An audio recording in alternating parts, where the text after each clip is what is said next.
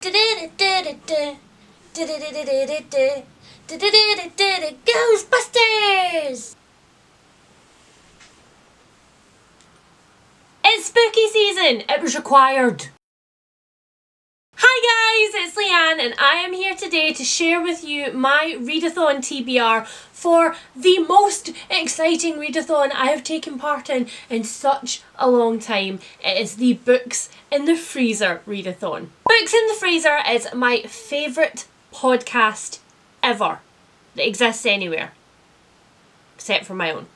It is a horror podcast entirely dedicated to everything creepy and spooky all year round, and it is run by the amazing Stephanie from That's What She Read and Rachel from the Shades of Orange here on our very own booktube. To celebrate 1 year of their absolutely phenomenal podcast, the girls have decided that they are going to run their very own readathon, and I rushed to make a TBR. Seriously, it got like a page in my bullet journal and everything.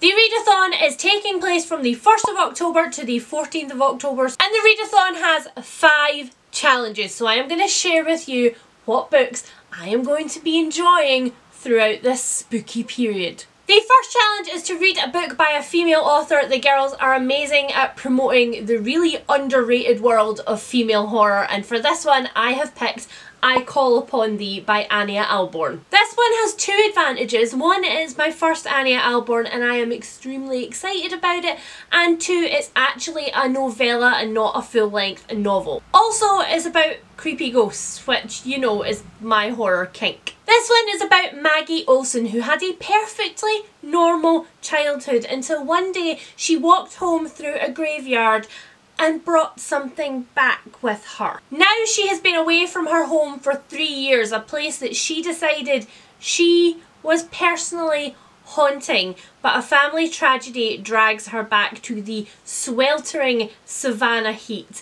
and she's forced to confront everything that she has been avoiding, like dead things and ghosts and creepy nastiness. So all of Leanne's favourites. The second challenge is to read a horror anthology or short story collection, and for this one I have picked the newly released Doorbells at Dusk. This is a Halloween collection, so all of the stories take place over Halloween night. This one includes 10 short stories by 10 rising stars in the world of dark fiction, horror and suspense, so I think I'm gonna love it.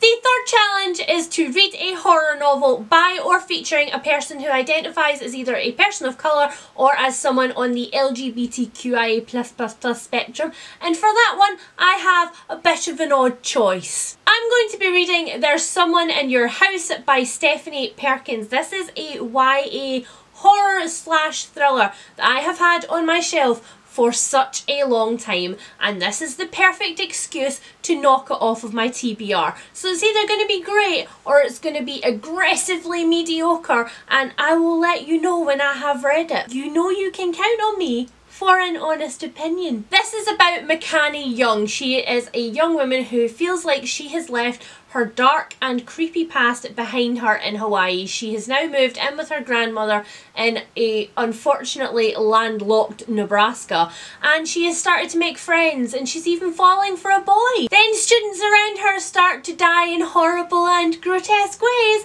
and she realises that it might actually have something to do with the fact that she has just, you know, got to the town. Oops.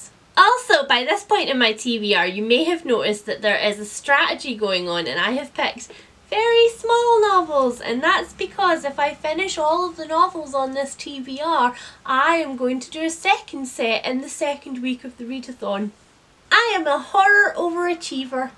The fourth challenge is possibly my favourite for the readathon, and it is to read a book that has an adaptation, and of course I plan to then watch the adaptation afterwards, and I have picked a book that I have been meaning to get to for such an incredibly long time. This is Rosemary's Baby by Ira Levin, and I love this cover. It's possibly my favourite horror cover ever. This one is a really well-known story, but just in case you've never dipped your toe into it, I will explain what is going on in this extremely screwed up little tale. Rosemary and her struggling actor boyfriend Guy move into a new apartment in a very old apartment block, and they discover very quickly that there are a lot of very weird things about this apartment block, not the least of which is that all of their neighbours appear to be in the region of 80 and there is nobody any younger anywhere. Then they discover that they have the nosiest neighbours in the world. Roman and Minnie Castavelle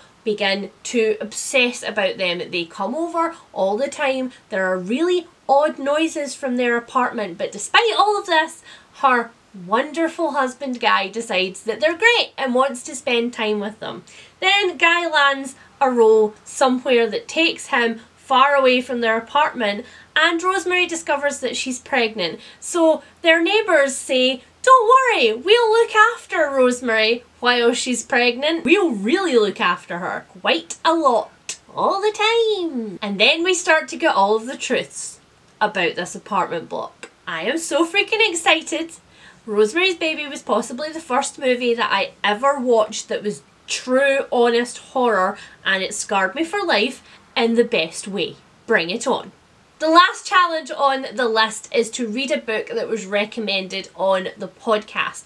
To find a list of all of the books that the girls mention on the amazing podcast, I mean, you could just listen to it and that really would be my preference, but you can also go to their website, which you will find here, and in their show notes they list everything that they talk about, so you will have plenty to pick from. And because there's so much to pick from, and because my horror TBR is massive, I actually have two picks for this last one. The first one is one that I hauled really recently, and this is The Cabin at the End of the World by Paul Tremblay, and this is post-apocalyptic horror. Little Wen is on a woodland vacation with her parents in New Hampshire when a random person approaches her outside of their cabin and tells her that everything that's about to happen is not her fault. She runs inside and everybody barricades themselves in, and then they're surrounded by a group of very scary looking people all holding very odd weapons and saying that Wen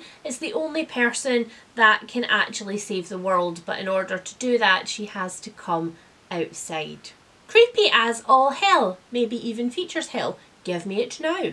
And my second choice for this is My Best Friend's Exorcism by Grady Hendrix. So this is a slightly lighter in tone horror novel, and that is why I have two at the end. After Rosemary's Baby, we'll see what I am most in need of. This one takes place in the 80s and it is about Gretchen and her best friend Abby. They bonded over a love of roller skating, scratch and sniff stickers and E.T. and now they are in high school, but things are going wrong. Gretchen has started to act very strangely and has started to do really inexplainable things that are completely out of character, and Abby decides, as of course you would, that her best friend must be possessed by a demon and that she's the only one who can fix this. Also, there's an 80s Spotify playlist which goes along with this one, which I'm very excited about. So that's my entire TBR for the books in the freezer readathon the first 2 weeks of October. I hope you guys join in and I hope more people pick up this wonderful podcast, because it just, the joy that the girls have of reading horror together and freaking each other out and talking about gross things is amazing, and they have kept me company on many a night when I've been home alone and maybe not necessarily in the best place to be freaked out by horror novels.